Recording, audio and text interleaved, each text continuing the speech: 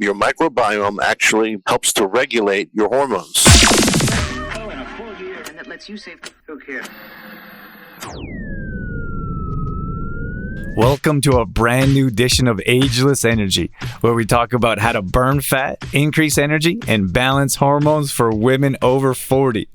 Over the past 20 years as a performance coach, I've worked with hundreds of women that have the exact same struggles you do. I hope to shine some light with this podcast on what can be the most challenging time of your life and let you know there is hope to find success with your health and what you're looking for. Please share and enjoy.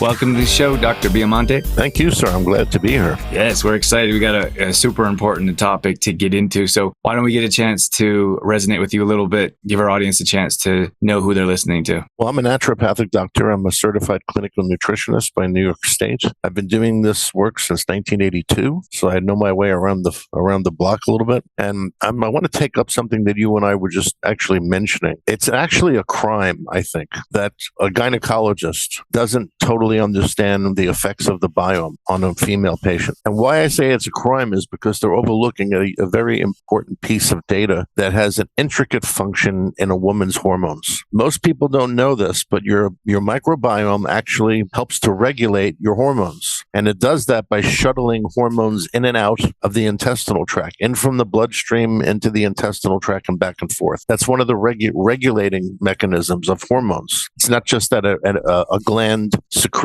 or doesn't. It's that once the hormone is secreted into the bloodstream, the biome regulates not only the exchange of the hormone in and out of the bloodstream back to the intestinal tract, but also the downregulation of the hormone, meaning breaking it down. Because hormones, after a while, have to be detoxified. They just can't keep circulating forever. Otherwise, they'll cause a lot of problems and illnesses. Say that again. What needs to be detoxified? Hormones do. Okay. And how do we do that? You do that through your biome, bifidobacteria in your colon working in conjunction with glutathione in your liver. That's how you break down hormones. And then there are different enzymes depending on the hormone. Like, for instance, with estrogen, there are copper-based enzymes that break the estrogen down fully. With progesterone, it's zinc-based enzymes that break it down. With testosterone, it's manganese-based enzymes. So each hormone has a list of vitamins, minerals, amino acids that it will partner with in order to function and be biologically active. And all those hormones also have to be broken down correctly. Otherwise, they will cause trouble. If you take estradiol, for instance, which is the most active form of estrogen, and after a certain point, the body has to break that estradiol down to deactivate it. And if it's not fully deactivated,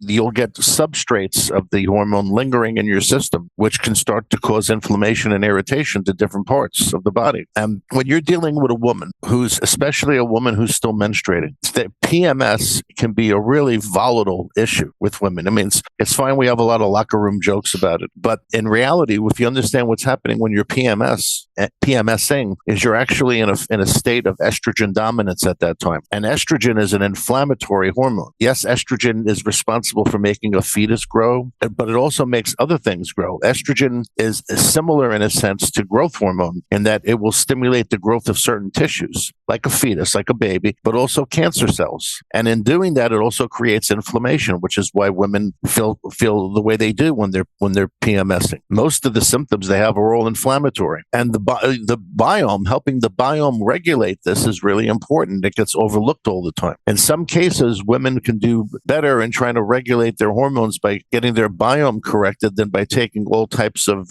natural hormone replacement therapy. Yes, that's what I want to hear. So let's get into it. What are some of the things they can do to correct that? The first thing they have to do is disinfect their biome of any pathogenic organisms which actually interact with estrogen. And the major one is Candida albicans. Candida is highly estrogenic.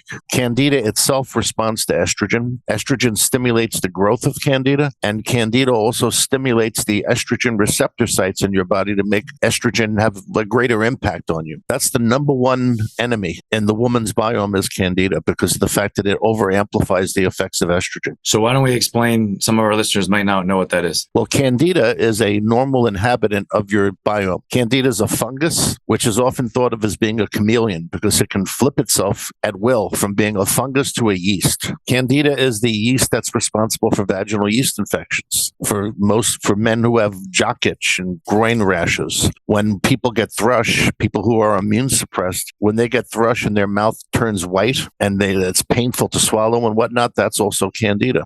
Candida is most famous, though, for causing vaginal yeast infections. It's a normal part of your intestinal flora, but it's a subdominant part. Candida is there to help stimulate your immune system, and other friendly bacterial organisms feed off Candida, use it as a food. When something happens to disturb the food chain in your intestinal tract, meaning let's say we'll refer to it for a second as the good biome. When the good flora that normally controls Candida is compromised, then Candida is allowed to grow out of control, and Candida then becomes a dominant part of your flora. And when that happens, that's when it's in a position to stimulate these estrogenic effects. So what is it that keeps Candida in place? Balanced. What keeps Candida under control are mainly two bacteria, which are gram-positive and are considered to be part of your major constituent of your flora. One is called acidophilus, Lactobacillus acidophilus, and the other is Lactobacillus bifidus. Acidophilus lives in your intestines, your small intestine, and bifidus lives in your colon. And that's basically the mechanism. Those two bacteria keep Candida under control. And when anything happens to compromise those two bacteria,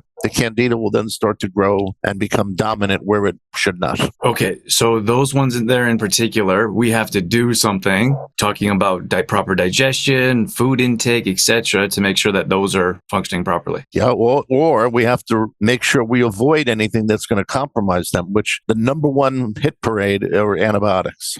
The use of broad-spectrum antibiotics, in fact, to quote the Merck manual, the indiscriminate use of broad-spectrum antibiotics is what compromises and kills those bacteria that normally control Candida. So a big, one of the major fallacies is when you have a flu, which is a virus, right? And you go to the doctor because you have a cold or a flu. Well, 90% of the time, what does the doctor do? He gives you antibiotics. Now, you think about it for a second. Now, why would he do that when an antibiotic has no effect on a virus or a flu? A virus laughs at antibiotics. Antibiotics only kill bacteria. The flu or the cold is not a bacteria, it's a virus. Why he's giving you the antibiotic is to try to kill any secondary infection that occurs as a result of having the influenza or the flu. But it's damaging your biome. Right. So this is challenging. Do you work with individual clients? Yes. Okay. So this is a challenge for us as well. Like when we're talking about natural, holistic ways to improve your health, we talk about this in particular, but the challenge is so many people are on different pharmaceuticals, including antibiotics. So what do you do, or how can you explain that may not be the best answer for you? The first thing you do is you teach them that antibiotics have no effect on a virus. So if the doctor is giving you an antibiotic for a virus situation, he doesn't know what he's doing. At best, what he's trying to do is cover his tracks so that you don't get a secondary infection from having the flu. Let's look at a flu, for instance. A flu, which is a virus, begins with muscle aches and pains, headaches, feverish. That's the viral stage of a flu. The second stage of the flu is we refer to as the bacterial stage. That's at that time you're starting to get yellow-green discharge. This is where bacteria are now jumping into the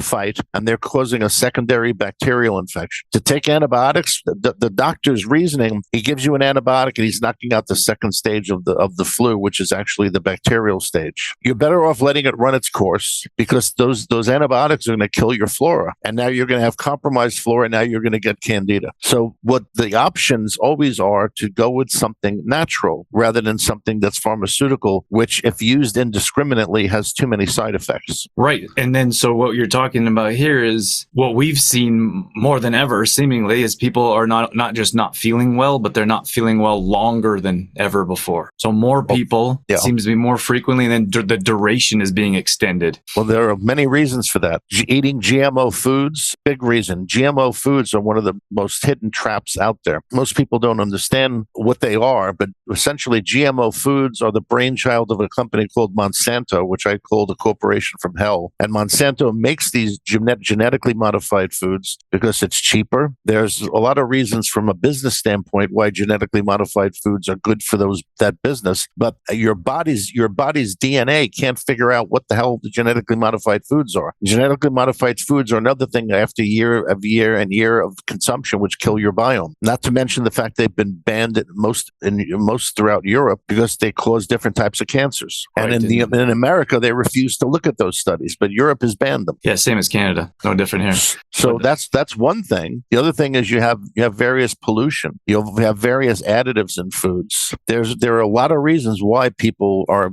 their immune systems are depressed. If you look at the environment and the chemicals you're exposed to, just the amount of plastics which people are exposed to, which again are highly estrogenic themselves. Oh boy, there's so much we could talk about. So yeah, there is. That's true. So how do we? Okay, let's talk about plastics here briefly because this is something I really dislike. How can we start removing plastics out of our life? You just simply use glass as an alternative. That's what I did. That's what my wife and I did in our home. Instead of having water bottles that are plastic, we have glass. So we just try to shift everything over. My wife bought special containers to store leftovers and whatnot that are glass, not plastic. Yeah, that's what you have to do because people are getting bombarded.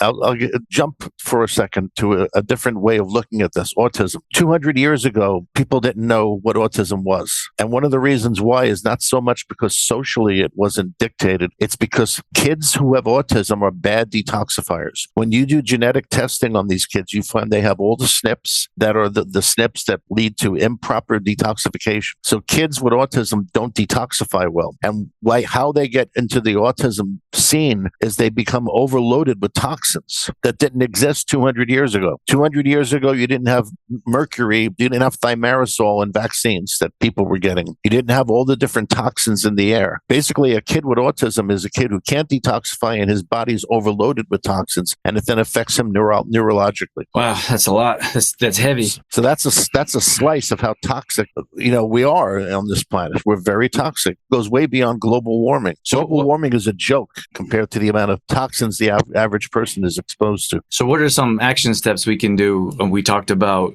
again, you got your biome. Your biome is so important because the bifidus bacteria in your colon works closely with glutathione in your liver, and that's your major detoxification engine right there. People who do things to detoxify themselves, who take supplements, herbs, do cleanses or whatever, usually are going to be in a far better place than the average American who's at McDonald's. So we're looking at paying attention to antibiotics, avoiding plastics. Mm-hmm. What else can we do to detox the body to make sure we're on the right path or to improve that gut microbiome? Well, the first thing I think people should do, and hopefully someday this will happen, is you go to a functional medical doctor or a functional nutritionist and you get tested. It's very simple. And there's enough of us out there right now where people can go, and it's not a mystery. You can find doctors like myself on the internet. You can find them in your own hometown. Just do a Google search. You go to the doctor. The doctor's going to do different tests on you. He's going to test your biome. He's going to test all your levels of nutrients, and he's also going to do genetic tests on you. And we sort of use these together. The genetic test shows us what your inherent weaknesses are from your family line and what could happen to you if you're under enough stress and get hit with enough toxicity. The other tests are showing what's happening to you now in real time. So a skilled practitioner can play these tests off each other. He can look and see what you're prone to, and then look in your other tests to see if that's possible that could happen now. And this is what the doctor of the future, I believe, should be doing. He should test people genetically to see what they're prone towards, and then do tests to show what their health is doing in real time and compare them to each other. This way he knows that he can adjust the person's biochemistry to prevent the weaknesses in their genetics from actually happening. Right. So we were using current data and then data that could be happening in the future. Yep. Right. Yeah. That's what I believe the doctor of the future should be doing, rather than trying to push statin drugs or a whole line of drugs, you could say. And is this do you think people are becoming more open to? Oh yeah, absolutely. Absolutely. Like, if you look at the numbers, the health food industry is now risen to be $1 billion industry, billions of dollars in health food, where, 30, 40 years ago, it was some people eating granola. There's a tremendous difference now in the awareness. Now, if you turn on the TV, you get bombarded with commercials about vitamins and about different probiotics. So it's an embarrassment now when someone doesn't know that. When you go to a medical doctor nowadays and you start talking about these things that you're seeing on TV, he will be embarrassed if he doesn't know about it. So they're having to learn and get hip and see what's going on, because it's intricate to what's happening with people's health comparatively to watching a commercial about some drug where they go on for 20 minutes about the side effects. All those tiny fast words that they're saying really quickly at the end of the ad.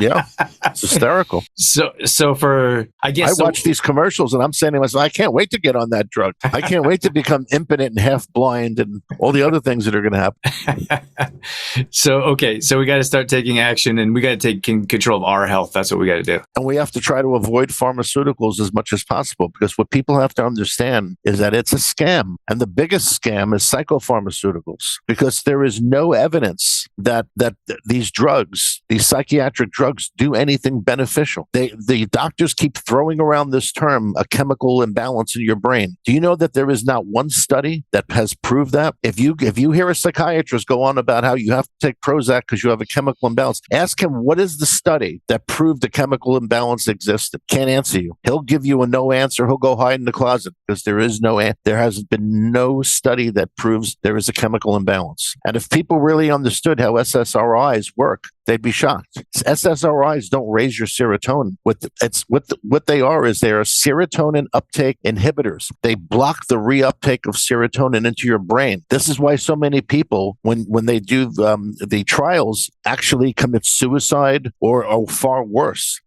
If you notice, when you have these commercials come on for Cymbalta or any of these SSRIs, you'll hear them talk about increased suicidal thoughts. Now, how could that happen if this is a drug that's supposed to be doing the opposite? Well, the reason why is because an SSRI blocks serotonin uptake into your brain. It's actually cutting it off. It's not raising it. Everyone thinks it would be intuitive to think that it would increase it, but it doesn't. It blocks it. And the reason why it blocks it is because when you start to lower or cut that serotonin in your brain down, the serotonin receptor sites become more active. And that's actually how those drugs work. So going back to women, now here's the big problem I have. You have women with bad PMS, and what happens? They end up getting put on these drugs. They end up going on Prozac. They end up going on all these psychopharmaceutical drugs where there's really no evidence on how they work. And women, because of having PMS, where again, they're estrogen dominant at that time, end up going on these drugs as Band-Aids. Rather than correcting their biome or correcting the balance of their hormones, they get put on these drugs. So when we correct our biome, so during the PMS stage, if that estrogen levels are lower, by correcting the microbiome, is there less side effects? Yes.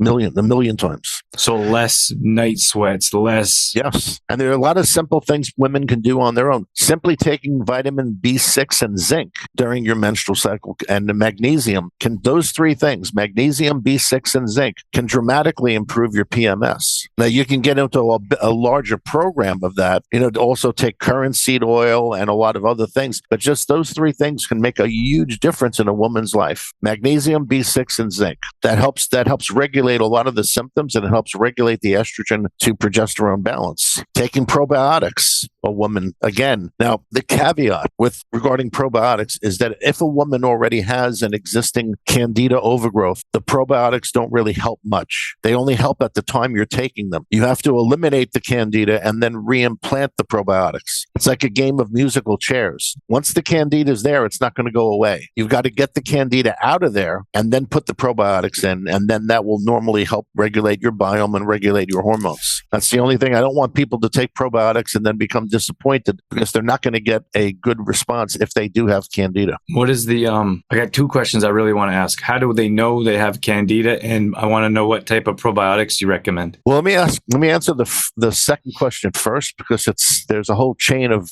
nonsense connected to that. The companies argue with each other or try to outdo each other in terms of how many strains the probiotics has. It has 5 billion strains, and it has this strain and that strain and the other, all these exotic strains. The truth is, if you establish your normal basic bifidobacteria in your colon and acidophilus in your small intestine, all of these other fancy strains that they argue about naturally come about, because that's how they came about into nature in the first place. You see, they're natural beneficial mutations that occur within the family of acidophilus and bifidus. So to worry about what probiotic I have to take because it has this strain, that strain, this product doesn't have that strain, this one has these two, it's nonsense. Just reestablish your lactobacillus acidophilus and your bifidus, and all of these other fancy strains are just going to mutate in a good way and reoccur in your intestines. That's the first thing as far as that goes.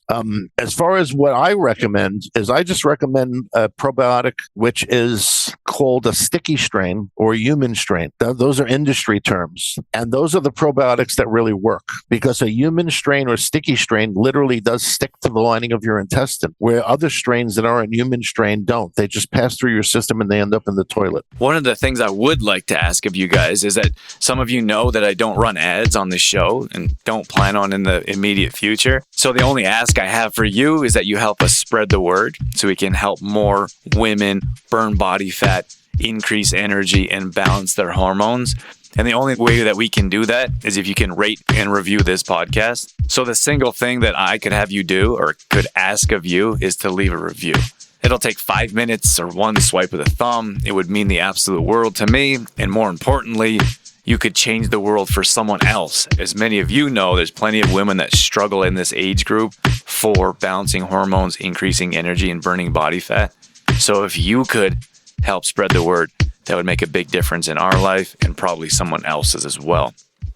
Okay, so what is there a name brand? These are supplements you're getting from Yes, food? actually, there's. I'll be happy to throw a pitch in. There's the brand that I mostly use with my patients is Metagenics. And why is that? Because Metagenics pioneered the in the industry sticky strain bacteria as a product, engineering it so that it would last in the bottle and whatnot. So okay, what about fermented foods or getting probiotics from food sources as opposed to sure, that helps. Kimchi and sauerkraut and all those things, they definitely help. Okay, but so you see, all of it is a waste if the person happens to have a Candida overgrowth. Right. Okay. So back to your question, how do you know if you do? There are certain key symptoms of Candida. Unfortunately, there are so many symptoms we could be here for years, but there are some basic ones that typically occur in people. But more important than that is looking at a timeline for the person to see if there is a logical sequence of events that might have then given them this condition. So normally people will develop Candida when they've taken antibiotics, when they've taken steroid medications, if they have taken a lot of antacid medications, if they had chemotherapy or any immune suppressing medications, if they were in an accident. Any strong stress to the body, even oral surgery, can stimulate Candida overgrowth because of the trauma going down the whole alimentary canal. So that's the first thing, is you look for a trigger. Second thing is, what are the symptoms? Usually Candida begins by the person starting to feel tired, more tired than usual, and they start noticing cognitively they're not as sharp as they normally would be. They forget names. They walk into a room and they say, "Why am I in this room? What did I come in here for? I don't remember." Then they start developing digestive problems, bloating, gas, constipation, diarrhea. Then they can start becoming more allergic than normal. They can start developing rashes. Women can now start getting vaginal yeast infections. Men can get jock itch. They start noticing they react weirdly to certain foods, especially foods that have yeast, particularly bread, beer.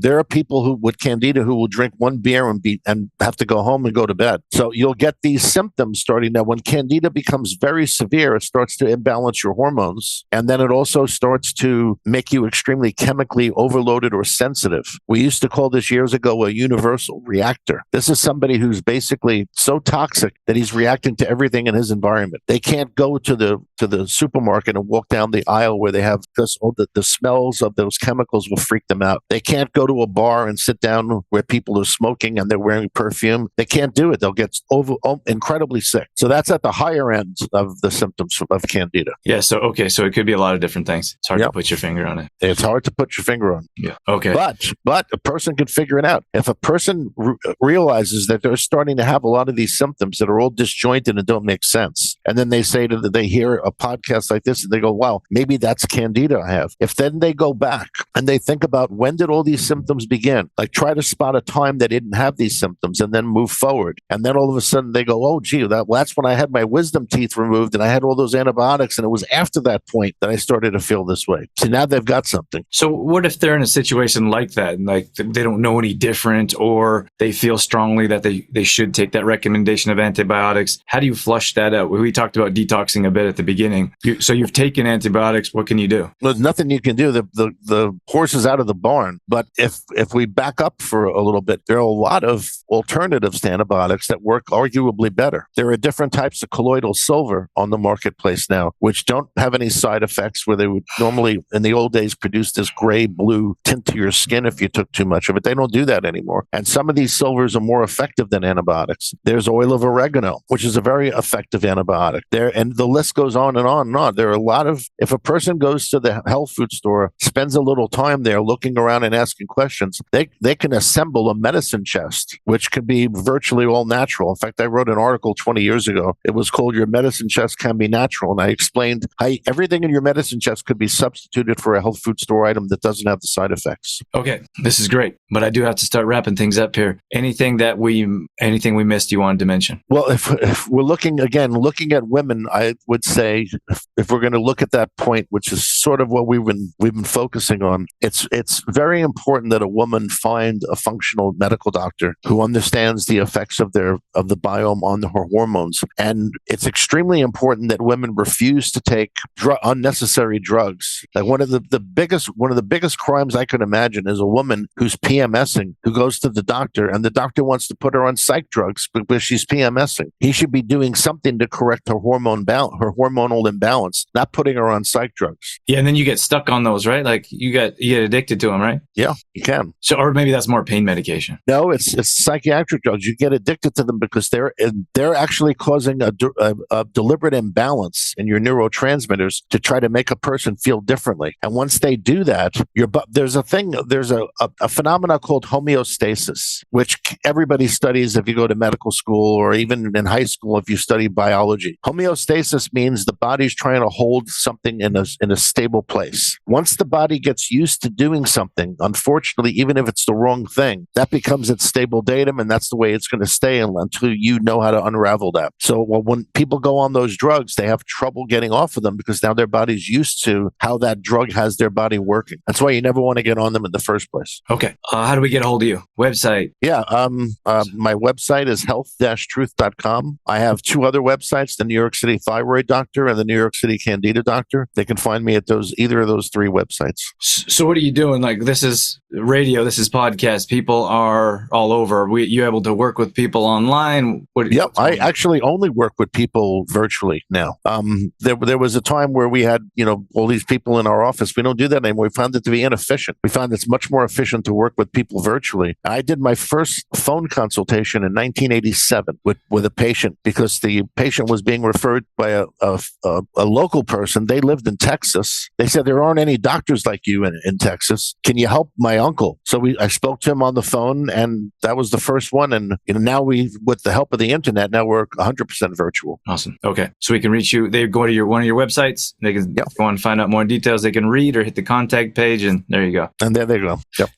Dr. Biamonte, that was fire. Thank you so much. I love that interview. Appreciate your time. Yeah, my pleasure.